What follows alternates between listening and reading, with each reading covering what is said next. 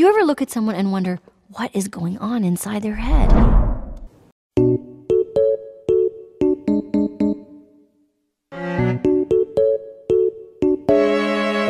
Sorry po. Pag kasi ako, nagiging ako eh. Sorry. Pag kinakabahan kasi ako, nagiging madaldal ako. Sorry po. Pag kinakabahan kasi ako, nagiging madaldal ako eh. Pwede ba? Tumahimik na lang tayo, ha?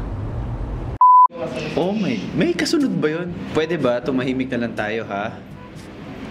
Mag-drive ka na lang. Ha? 2 hours later. Mata sa harap. Mata sa harap. Mata sa daan. Okay. Pwede ba? Tumahimik na lang tayo, ha? Mata sa daan.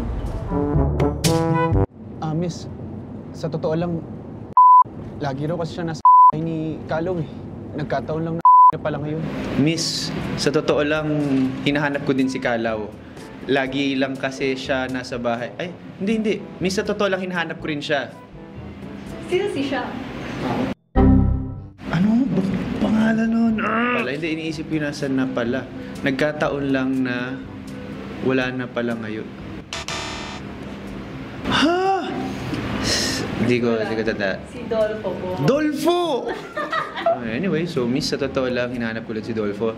Lagi daw kasi siyang nasa bahay ni Kalaw. Nagkataon lang na umuwi na pala siya ngayon. Miss, sa totoo lang, hinahanap ko lang din talaga si Dolfo. Lagi raw kasi siya nasa bahay ni Kalaw eh. Nagkataon lang na umuwi na pala ngayon. Sa si Dolfo? Hindi ko alam. Anak kanina ito, di ba?